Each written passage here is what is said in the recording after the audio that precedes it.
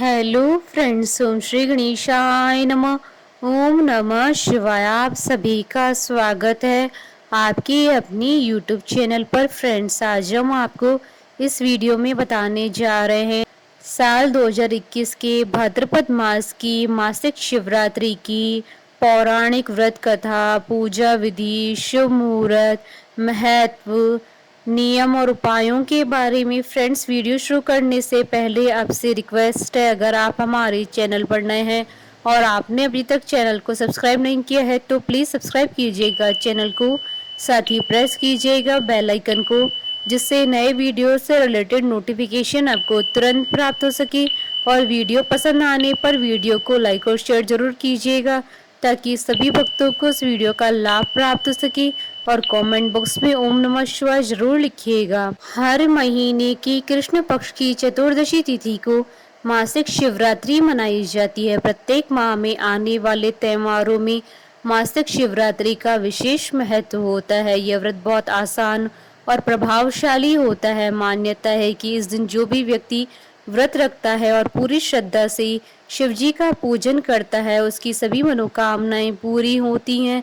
इस दिन भगवान शिव जी की आराधना करने से महावरदान की प्राप्ति होती है। मासिक शिवरात्रि का व्रत रखने और पूजा करने वाले लोगों की सारी समस्याएं दूर होती है। मान्यता है कि मासिक शिवरात्रि का व्रत करने से मनोवांछित वर की प्राप्ति होती है और विवाह में आ रही रुकावटें दूर होती है। जिन लोगों के विवाह में देरी हो रही है या किसी प्रकार की अड़चन आ रही है तो उन्हें भी मासिक शिवरात्रि का व्रत करना चाहिए। मासिक शिवरात्रि के दिन शिव चालीसा का बहुत महत्व होता है। इस दिन शिव चालीसा का पाठ करने से भगवान शिव अति शीघ्र ही प्रसन्न होते हैं। पौराणिक मान्यताओं के अनुसार माता लक्ष्मी, माँ सरस्वती, गायत्री, सीता, पार्वती जैसी देवियों ने भी मासिक शिवरात्रि का व्रत किया था, जिससे उनके जीवन का उद्धार हो सके। मासिक शिवरात्रि के दिन व्रत और पूजा करने से व्यक्ति को सुख और शांति की प्राप्ति होती है। साथ ही संतान प्राप्ति, रोगों से मुक्ति पाने के लिए भी इस दिन उपवास किया जाता है। मान्यता है कि यह पर्व क्रोध, ईर्ष्या, अभिमान और लालच जैसी भावनाओं पर काबू पाने में मदद करता है। फ्रेंड्स, अब आइए जानते हैं मासिक शिवरात्रि के शुभ मुहूर्त के बारे में। हिंदू पंचांग के अनुसार इस बार मासिक शिवरात्रि का पावन पर्व 5 सितंबर 2021 रविवार के दिन है। भाद्रपद कृष्ण चतुर्दशी तिथि प्रारंभ होगी 5 सितंबर 2021 को सुबह 8:21 से और भाद्रपद कृष्ण चतुर्दशी तिथि का समापन होगा अगले दिन 6 सितंबर 2021 को सुबह 7:38 पर। निशीता काल पूजन का शुभ समय रहेगा रात्रि 12:03 से रात्रि 12:48 तक। कुल अवधि 46 मिनट है। फ्रेंड्स, अब आइए जानते हैं मासिक शिवरात्रि की पूजन विधि के बारे में। सुबह जल्दी उठें और नित्य कर्म के बाद स्नान करें। अब घर के मंदिर में दीप जलाएं। सबसे पहले भगवान गणेश जी की पूजा करें। अगर आपके घर में शिवलिंग है तो शिवलिंग का गंगा जल से अभिषेक करें। गंगा जल नहीं होने पर आप साफ पानी से भी भोले बाबा का अभिषेक कर सकते हैं। जिनके घर में शिवलिंग नहीं होते हैं वे भोले बाबा का ध्यान करें या शिव मंदिर में जाकर शिवलिंग का अभिषेक करें। भगवान शिव जी की आरती करें। भगवान शिव जी के साथ माता पार्वती की भी आरती करें। इस दिन अपनी इच्छा अनुसार भगवान शंकर को भोग लगाएं। भोग में कुछ मीठा जरूर शामिल करें। फ्रेंड्स, अब आइए जानते हैं मासिक शिवरात्रि के नियमों के बारे में। मासिक शिवरात्रि के दिन कुछ विशेष नियमों का पालन करना चाहिए। इस दिन अपनी इंद्रियों पर नियंत्रण रखना चाहिए। ब्रह्मचर्य का पालन करना चाहिए। मन में किसी के प्रति गलत विचार नहीं लाने चाहिए। किसी को अपशब्द नहीं कहने चाहिए। मांस मदिरा का सेवन नहीं करना चाहिए। असत्य नहीं बोलना चाहिए। क्रोध नहीं करना चाहिए। फ्रेंड्स, अब आइए जानते हैं मासिक शिवरात्रि पर किए जाने वाले उपायों के बारे में।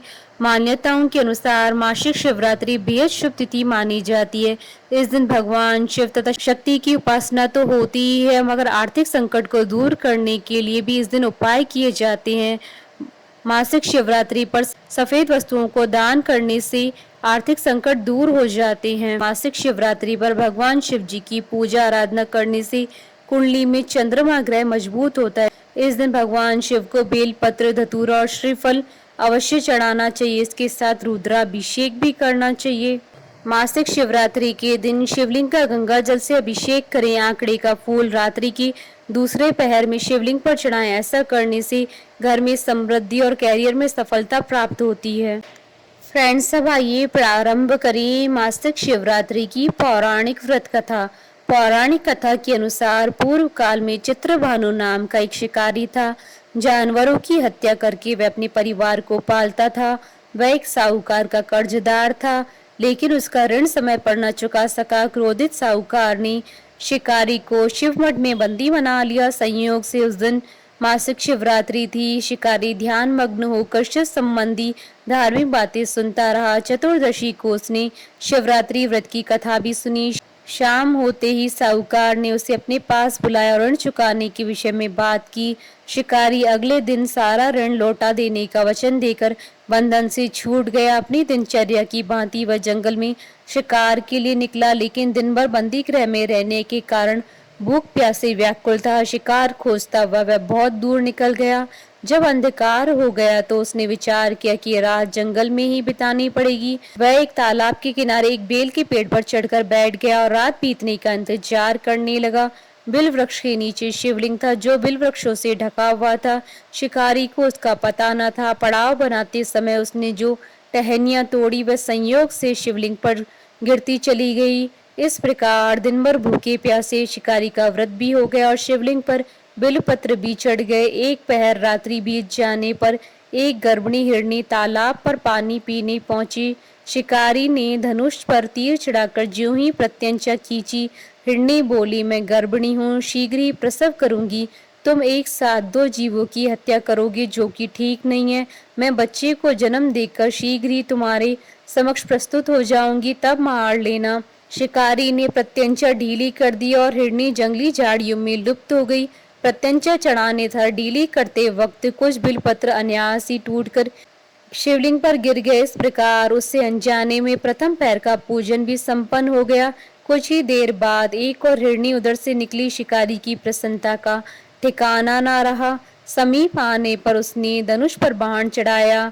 तब उसे देख हिरणी ने विनम्रता पूर्वक निवेदन किया, हे शिकारी, मैं थोड़ी देर पहले ऋतु से निवृत्त हुई हूँ, कामातुर विहरणी हूँ, अपनी प्रिय की खोज में भटक रही हूँ। मैं अपने पति से मिलकर शीघ्र ही तुम्हारे पास आ जाऊंगी। शिकारी ने उसे भी जाने दिया।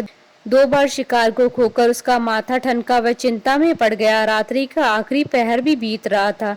इस बार भी धनुष से लगकर कुछ बेल पत्र शिवलिंग पर जा गिरे तथा दूसरे पैर की पूजा भी संपन्न हो गई। तभी एक अन्य हिरणी अपने बच्चों के साथ उधर से निकली। शिकारी के लिए यह स्वर्णिम अवसर था।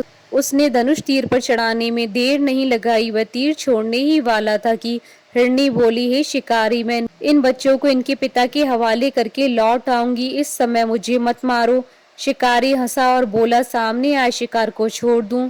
मैं ऐसा मूर्ख नहीं हूँ। इससे पहले मैं 2 बार अपना शिकार खो चुका हूँ। मेरे बच्चे भूख प्यास से व्यग्र हो रहे हैं। उत्तर में हिरणी ने कहा, जैसे तुम्हें अपने बच्चों की ममता सता रही है, ठीक वैसे ही मुझे भी है। हे शिकारी, मेरा विश्वास करो, मैं इन्हें उनके पिता के पास छोड़कर तुरंत लौटने की प्रतिज्ञा करती हूँ। हिरणी का दुख भरा स्वर सुनकर शिकारी को उस पर दया आ गई और उसने उस मृगी को भी जाने दिया। शिकार के अभाव से तथा भूख प्यास से व्याकुल शिकारी अनजाने में ही बेल वृक्ष पर बैठा बेल पत्र तोड़ तोड़ कर नीचे फेंकता जा रहा था। पांव फटने को हो गई तो एक हष्ट पुष्ट मृग भी उसी रास्ते पर आया।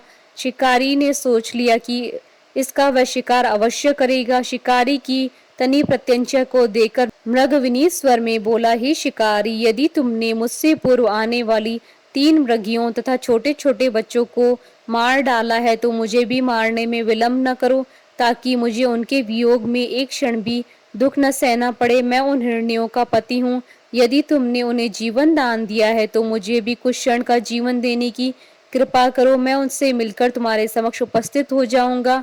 मृग की बात सुनते ही शिकारी के सामने पूरी रात का घटनाक्रम घूम आया।